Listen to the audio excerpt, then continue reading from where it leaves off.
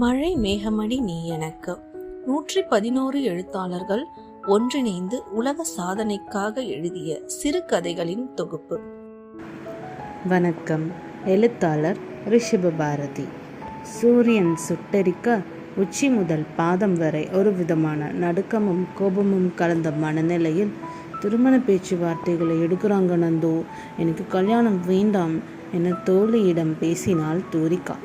இதில் என்ன இருக்கு, நீ ஆசைப்பட்டது தானே என நந்தினி பேச தூரிகாவின் மனம் அதை ஏற்றுக்கொள்ளவில்லை. இந்த சமயத்தில் நந்தினிக்கு விதுரனிடமிருந்து அழைப்பு வந்தது. அதை ஏற்று பேசவும் நந்தினியின் முகத்தில் மாற்றம் ஏற்பட்டது. அதை புரிந்து தூரிகா விதுரனிடம் பேசி முடித்தவள் தூரிகாவை பார்த்து, மச்சி, உன் வீட்டில் இருக்கிறவங்களுக்கு விபத்து நடந்துருச்சு. நந்து, என்ன சொல்ற? இப்போதான் விதுரன் எல்லாத்தையும் சொன்னான் என நடந்ததை கூறினாள். தூரிகாவின் திருமணத்திற்காக ஜாதகம் பார்த்துவிட்டு கோவிலுக்கு செல்லும் போது எதிர்பாராத விதமாக தூரிகாவின் குடும்ப நபர்கள் அனைவரும் விபத்தில் இறந்து விட்டதாகவும் சிந்துமதியும் கபிலனும் விதுரனோடு கடைவிதிக்கு சென்றதனால் அவர்கள் அதிர்ஷ்டவசமாக உயிர் பிழைத்து பெற்றோர்களை நினைத்து வேதனையில் இருந்ததாக விதுரன் நந்தினியிடம் கூறியிருக்க, நந்தினியிடமிருந்து தூரிகாக்கு இந்த தகவல் தெரிவித்ததும் அவளுக்கும் வருத்தம். விபத்தில் உயிர் விட்ட தன் குடும்ப நபர்களை பார்க்க அவசர பிரிவின் ஏர்போர்ட்டில் டிக்கெட் ஆன்லைன் புக் செய்ய தூரிகாவை தன் கண் பார்வையிலேயே வைத்து கொண்டாள் நந்தினி. அம்மா, அப்பா, அண்ணா என குடும்பத்தின் புகைப்படத்தை பார்வையிட்டு கண்ணீரோடும் கவலையின் உச்சியில் இருந்தவள் 4 வயது கபிலன் மற்றும் 3 வயது சிந்துமதியை பார்த்து, கபி, சிந்து, சீக்கிரம் சுற்றி வந்துடுவேன், அது வரைக்கும் தைரியமாக இருக்கணும், சரியா என அந்த படத்தை பார்த்து பேசியவளின் செவியில், தூரிகா, ஏன் நீ இவ்வளோ நேரம் ஆகியும் சாப்பிடாம இருக்க என அவள் யார் என்ற கேள்வியில் திரும்பி பார்க்க, ஏய், நீ யாரு, எப்படி உனக்கு தெரியும்? நந்து என அந்த ஆணவனை பார்வையிட்டு பேச, நான் யாருன்னு தெரியணும், என் பேரு சித்தார்த் பிரசன்னா, உனக்காக கடவுளால் படைக்கப்பட்டவன், உன் சரி பாதியும் கூட. தன் தோழி என்ன செய்கிறாள் என கதவை திறந்து பார்த்த நந்தினி, தூரிகா, நீ தனியாக கவலைப்படுறது என்னால் பார்த்துட்டு இருக்க முடியலடி, இன்னும் கொஞ்ச நேரத்தில் கிளம்பிடுவோம், உனக்கு இந்த உறக்கம் தேவை, இனி உன்னோடு நான் எப்போதும் இருப்பேன் என அவளின் தலை வருடிவிட்டு மனதோடு உரையாடிவிட்டு சென்றான். சித்தப்பா என சித்தார்த்தை நோக்கி ஓடி வந்த அவனை கட்டி அணைத்த அருணிகாவை பார்த்தவள், ஹே தூரிகா, இவளை உனக்கு தெரியல? இதான் அருணிகா, என் அண்ணனோட பொண்ணு என சித்தார்த் பேசவும் அவள் தான் இருக்கும் அறையை சுற்றி பார்த்தபோதுதான் தெரிந்தது அவளின் நிலையை அவளால் ஏற்றுக்கொள்ள முடியவில்லை. உச்சி பகுடில் அடர் சிவப்பு குங்குமம், கழுத்தில் அலங்கார நகை ஏதுமில்லாது அவளை வெளித்தோற்றத்தால் அழகாய் காட்டும் தாலி. என்ன இது, நான் எப்போ இவனை கல்யாணம் செஞ்சேன்? இவன் யார்? என் குடும்பம் மொத்தமும் என்னை விட்டு போயிட்டாங்க. பாவையின் ஆழ்ந்த சிந்தனைக்கோடு அவளின் குழப்ப நிலை கண்டும், அருணி, நீ பாரதியோடு விளையாடு, நான் சித்திக்கிட்ட பேச என கூறவும் அவளை தூக்கிச் செல்ல அவளது தந்தை ரிஷிதேவன் வருகை தரவும் சரியாக இருந்தது.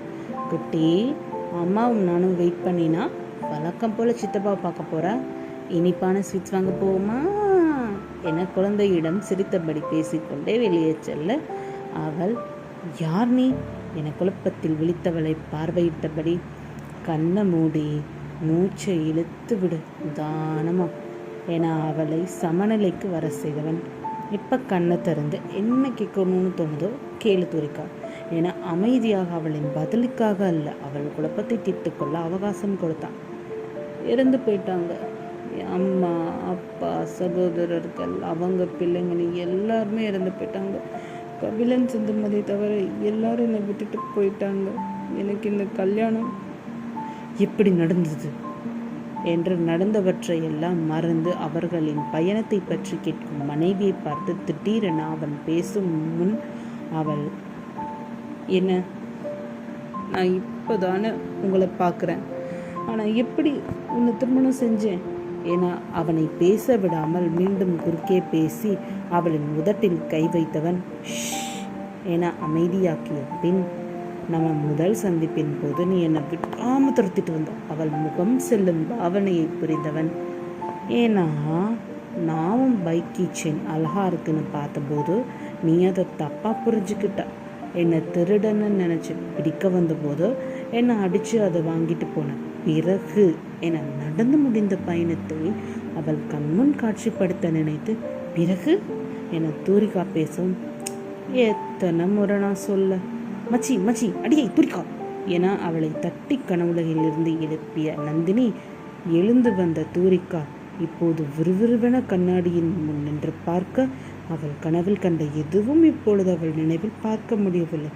என்ன இது என குழப்பத்தில் இருந்தவளை பார்த்து, தூரிகா ஃப்ளைட்டுக்கு டைம் ஆயிடுச்சு, நம்ம கிளம்பணும் என நந்தினி கூறவும் தலை அசைத்தவள் மௌனமாக இருவரும் ஒன்றாக விமான நிலையம் வர, ஆகாய விமானம் எடுக்கும் தருவாயில் சித்தார்த் பிரசன்னா மீண்டும் அவள் சிந்தையில் கேள்வி வலம் வந்து கொண்டிருந்தாலும், அவளது எண்ணம் முழுவதும் தன்னை போல் பெற்றவர்களையும் சகோதர சகோதரிகளையும் இழந்து தவிக்கும் மரியா வயது குழந்தைகளை நினைத்து அழுது வந்தாள்.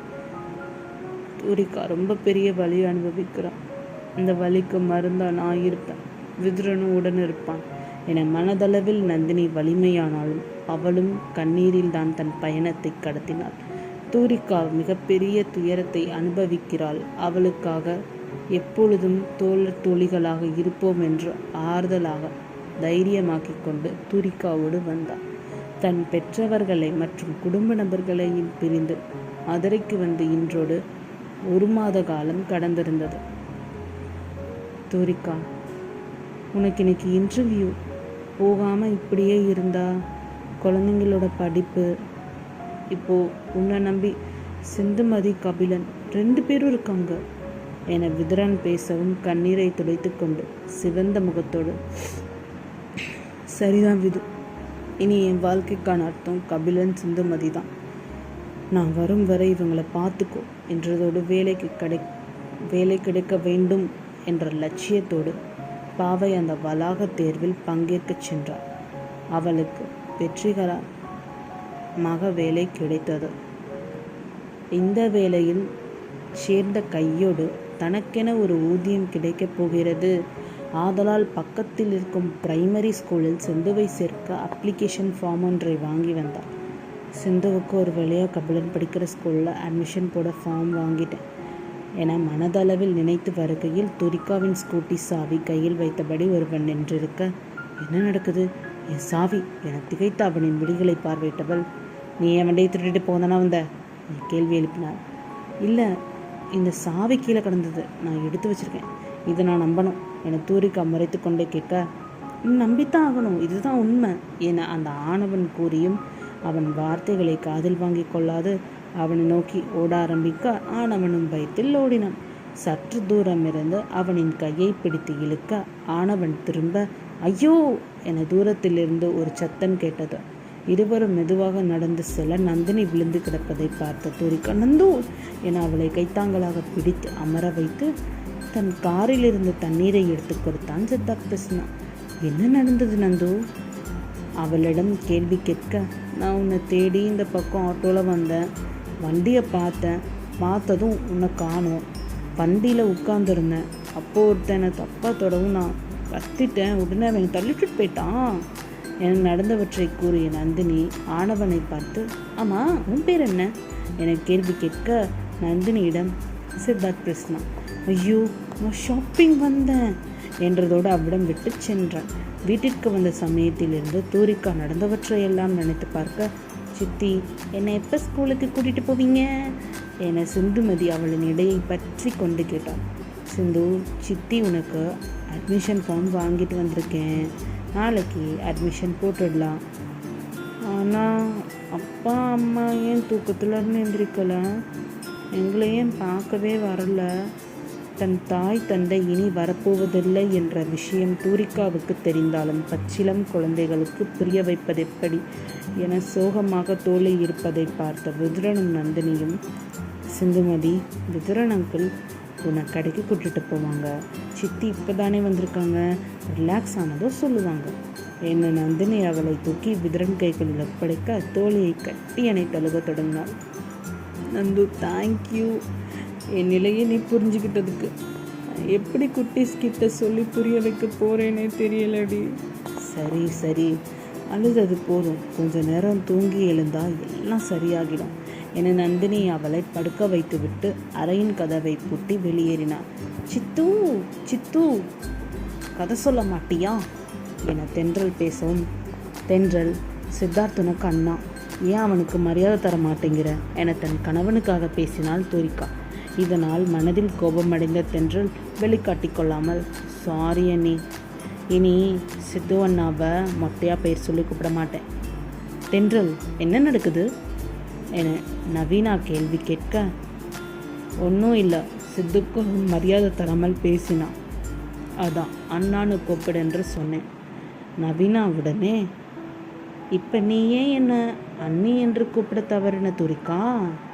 தென்றலுக்கு எல்லையற்ற மகிழ்ச்சி. இவர்கள் பேசுவதை கவனித்த சித்தார்த், என்ன அக்கா, ஏன் தூரிக்காவை முகம் சுளிக்க வைக்கிறீங்க? அவனை எப்படி தான் அவசியம் செஞ்சானே தெரியலையே என நவீனா தென்றலும் நினைக்க, நம்ம தென்றல் உன்னை அண்ணன்னு கூப்பிடலன்னு திட்டுவ, என்னை மரியாதை இல்லாமல் கூப்பிடுறா, என்னன்னு கேளு தம்பி என நவீனா கேட்கவும், உண்மையா தூரிகா என்றான் சற்று கோபம் கலந்த முகமுடன்.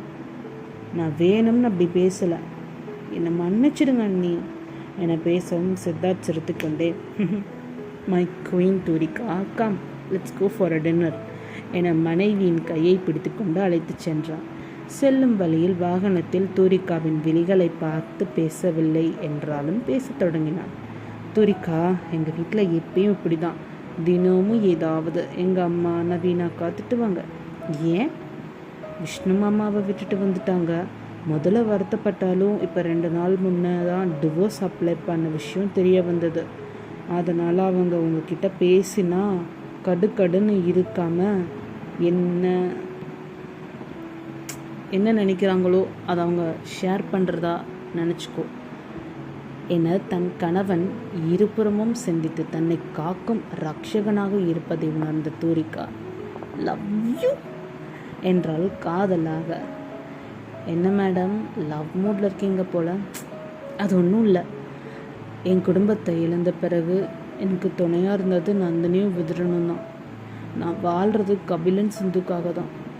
என்னை நேசிக்கும் காதலனா மட்டும் இல்லாமல் என்னை பாதுகாக்கும் ரக்ஷகனாகவும் இருக்கீங்கல்ல, அதான். தன்னை பற்றி தன்னவள் பேசுவதை நினைத்து மகிழ்ச்சி அடைந்த சில நொடிகளில் அவளின் அடுத்த உரையை வெளிப்பாடாக சித்தார்த் பிரசன்னா தன்னவள் மீது அதீத கோபமடைனான். துக்கத்திலிருந்து விதுரனின் அழைப்பில் அவள் அலைபேசி அலறியது. அதில் எழுந்தவள் அவள் அழைப்பை துண்டித்துவிட்டு, இந்த சித்தார்த் ஏற்கனவே பார்த்த மாதிரி ஞாபகம். பாவை பேசியதை கேட்ட நந்தினி, இப்போதானே என்ன அவன் காப்பாற்றினான்? அது இல்லை நந்து, அதுக்கு முன்னால் நான் இவனை பார்த்துருக்கேன். என்ன, என்கிட்ட நீ சொல்லவே இல்லை என அதிர்ந்திருந்தாள் நந்தினி. சில மணி நேரங்கள் சென்ற பின் தூரிகாவுக்கு ஞாபகம் வந்தது.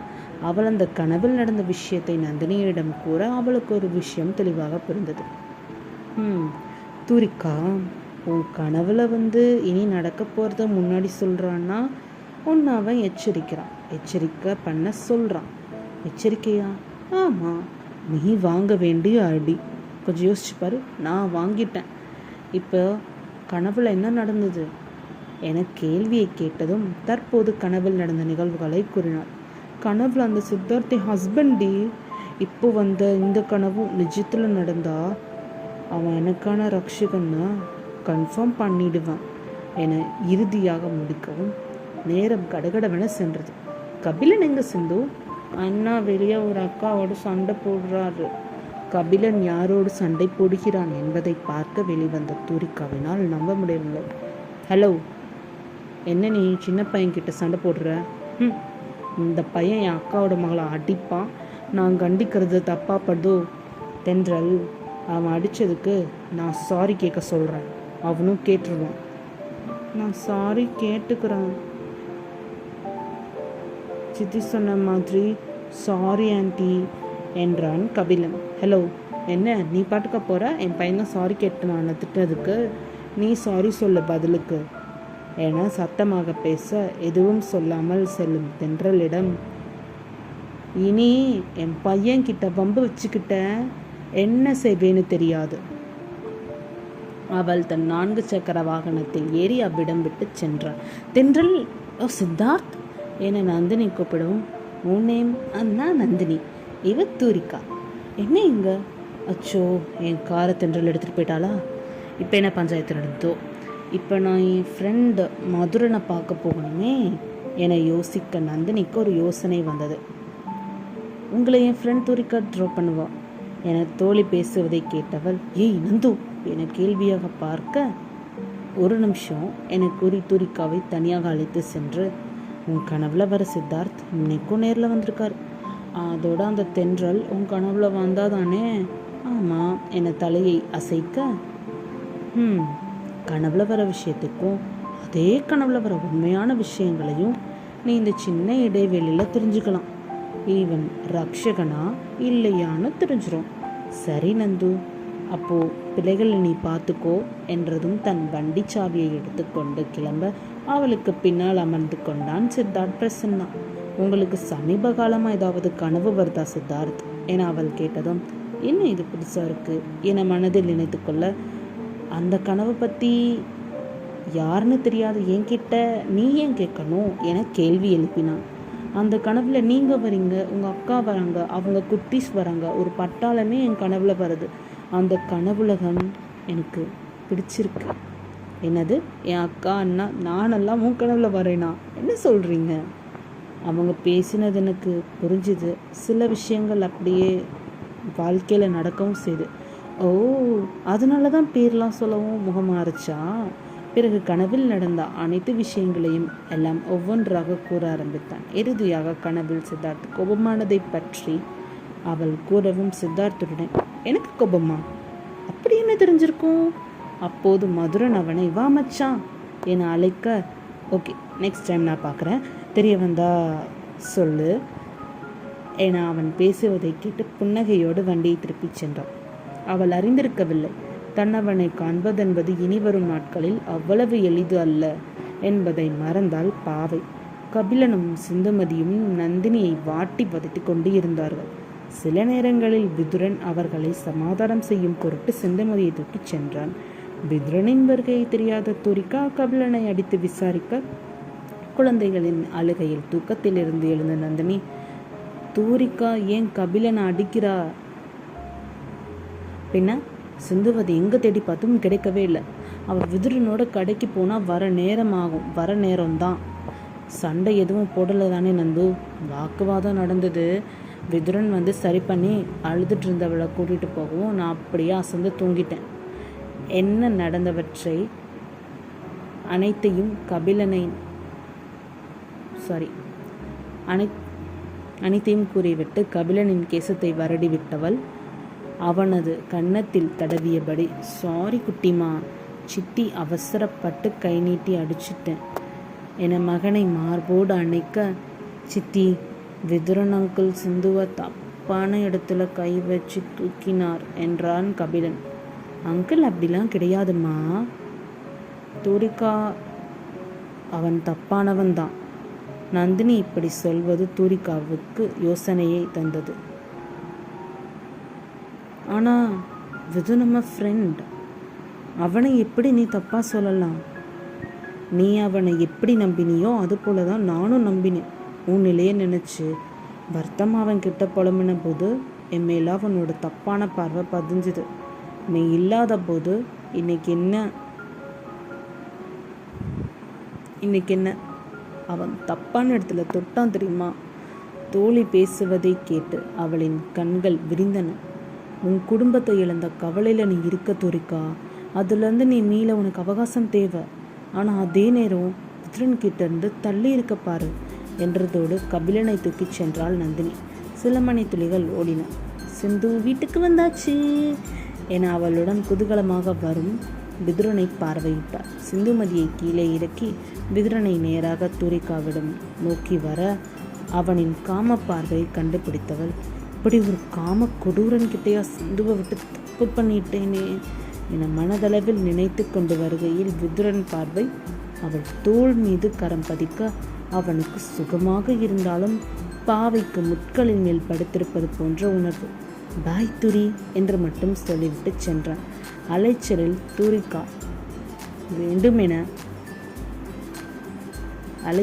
தூரிகாவுக்கு மீண்டும் ஒரு உறக்கம் வேண்டும். ஆதலால் அவளின் ரக்ஷகனை காண கனவுலகிற்கு சென்றான். மை குயின் தூரிகா, என்ன ஆச்சு என சித்தார்த் கேட்க, எனக்கு விதுரன் ஒரு காம வெறி பிடிச்சி மிருகம்னு தெரியாது. எவ்வளவு சொல்லியும் நான் கேட்கவே இல்லை. தன்னவள் பேசுவதை கேட்டு வந்த ஆனவன், பாரதி வந்து உட்காரு என தன் மருமகளை அமர வைத்து, என்ன மாமா அத்தையும் கோபமாக இருக்காங்க என சிறுமி கேட்கவும், அத்தையோட ஃப்ரெண்ட்ஸில் யாரை உனக்கு ரொம்ப பிடிக்கும்? நந்தினி ஆண்டி என புன்னகையுடன் கூறினாள். அப்போது விதுரன் அங்கிள் என தன் அத்தை கேட்கவும், அவ்வளோ ஒரு மான்ஸ்டர். நீங்கள் மாமாவை கூட்டிகிட்டு வெளியே எங்கே போனீங்கன்னு என்கிட்ட கேட்டாங்க. நான் பதில் சொல்லும்போது இதோ என் நெஞ்சில் கை வச்சாங்க. நந்தினி ஆண்டி தான் உடனே என்னைய காப்பாற்றினாங்க. இதெல்லாம் இவ்வளோ சின்ன வயசில் எப்படி கற்றுக்கிட்ட? மாமா தான் எனக்கு அர்னிகாக்கெல்லாம் குட் டச் பேட் டச் பற்றி சொல்லிக் கொடுத்துருக்காரு. பாரதி, அடியை பாரதி என நவீனா தன் மகளை கூப்பிட, வரேம்மா என ஓடினாள் சிறுமி. நான் இந்த மாதிரி நல்ல பழக்கத்தை ஏன் என் கபிலனுக்கும் சிந்துமதிக்கும் சொல்லித்தர மறந்தேன் என வருத்தமாக கூறினாள். அவளின் தோளில் கை வைத்து, நாம இனி சொல்லித்தருவோம். இந்த உலகம் எத்தனை வளர்த்தோ அதற்கேற்றாற் போல நாம் பிள்ளைகளை மாற்றணும். இருப்பாளரும் சமம். ஆண்கள் பார்வையில் பெண்கள் மென்மையானவள். அவங்களுக்கு ரட்சகனாக இருப்பது ஆணின் தலையாய கடமை. நீதானே எனக்கு இதை புரிய வச்ச தேவதை. நீங்க என் இணையா கிடைக்க நான் என்ன புண்ணியம் செஞ்சேனே தெரியல. மறுநாள் காலை விடிந்தும் விழியாத பொழுதில் உறக்கத்திலிருந்து எழுந்தவளின் மனதில் ஓடியது ஒரே ஒரு விஷயம்தான், சித்தார்த்தை பார்க்க வேண்டும். ஆகையால் வேலைக்கு கிளம்ப ஆயத்த வேலைகளை செய்து முடித்த பின் தன் கடமையை ஏற்ற கிளம்பினாள் தூரிகா. சிந்துவை பள்ளியில் சேர்க்கும் முடிவில் அந்த வருகை பதிவே வேலையை முடித்துவிட்டு தன்னவனை தேட ஆரம்பித்தாள். அதன் முதல் படியாக மதுரனின் வீட்டிற்கு செல்ல சித்தார்த் குடும்ப நபர்களோடு வெளிநாடு சென்று விட்டதாக தகவலை அறிந்து கொள்ள, மறுபக்கம் விதுரனிடமிருந்து தன் பிள்ளைகளை காப்பாற்றி விளக்கும் அன்னையாகவும் கனநேர கனவில் தன் சித்தார்த்திற்கு இணையாக அவனின் ரட்சக வழியில் தூரிகாவின் பயணம் தொடர்ந்து 12 வருடங்கள் கடந்தோடிய நிலையில் விதுரனிடம் எந்த ஒரு தொடர்பையும் வைத்துக் கொள்ளாது சிந்துமதியின் கபிலனையும் நல்ல முறையில் வளர்த்து வந்தாள் தூரிகா. சித்தி என கத்திய சத்தத்தில் தூரிகா ஓடி வந்து அவளிடம், என்ன ஆச்சுடி, ஏன் காலங்காதால கத்துற என கேட்கவும் சிந்துமதி எதுவும் சொல்லாமல் திரும்பி பார்க்க நந்தினி சிரித்தாள். பிறகு சிந்துமதிக்கு கோலாகலமாக பூப்புனித நீராட்டு விழாவின் போது அவளின் ரட்சகன் அவள் முன் வந்து நின்றான்.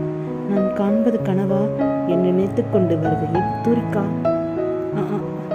ஆமா நான் தான் என்றாள் ஆச்சரியமாக. நான் இன்னும் உன் கனவுல வர்றேனா? இந்த கேள்வியை அவள் சற்றும் எதிர்பார்க்காத ஒன்று. அது என கூறும்போது, நந்தினி, ஆமாங்க, நீ இன்னும் இவளுடைய கனவுல வரத்தான் செய்றீங்க. குடும்பத்தை இழந்த இவளுக்கு இவளோட கனவின் வழி நீங்க காப்பாற்றி இருக்கீங்க. உங்களை பார்த்தா நன்றி சொல்லணும்னு எப்பயும் சொல்லுவா. இப்படி நந்தினி கூறியதை கேட்டு அவனுக்கு அலாதி அதிர்ச்சி இருந்தாலும் அதிலிருந்து மீண்டு வந்தவன், தூரிகா, உன்னை பற்றி மதுரன் சொன்னான், என்னை தேடிட்டு வரேன்னு.